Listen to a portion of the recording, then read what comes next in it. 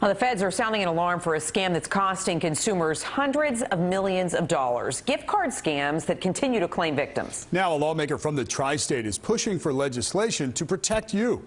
Here's News 4's consumer reporter Lynda Baquero. It's the gift that keeps on taking. Scams involving gift cards taking consumers for hundreds of millions of dollars. When Jackie Ross of Fort Lee tried to upgrade her airplane seat for a trip to Vietnam, she called a number she thought was her travel agency. The person on the other end of the line said she could pay for the upgrade by buying gift cards and giving the numbers on the back. I understand now why many of the retailers in New Jersey do not sell more than a certain amount of gift cards per day, which meant that I was running around for about 3 hours trying to find the amounts that I needed. The money on the cards never went for that seat upgrade. Jackie was scammed. In the end, how much did you pay? In the end, it came to almost $13,000. It seems so outlandish and just how is it possible?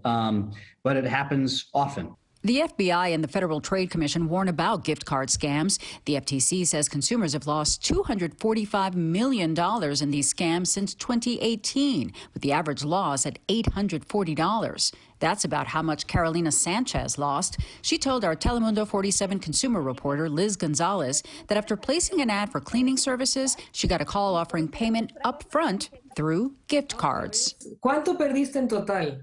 $800. Carolina says she lost a total of $800. FBI agent Patrick Wyman says once scammers get the numbers on the back of the card, that might be used to have someone then utilize that to go purchase merchandise.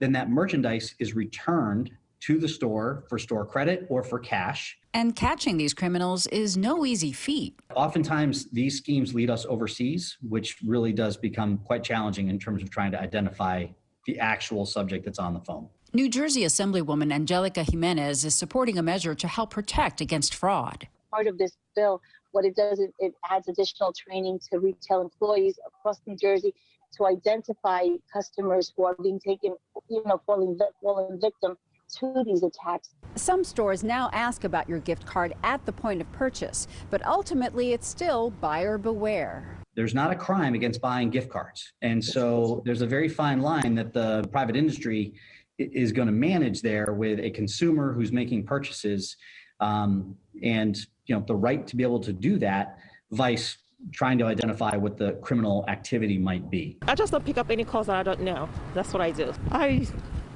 become very rude lately. I hang up.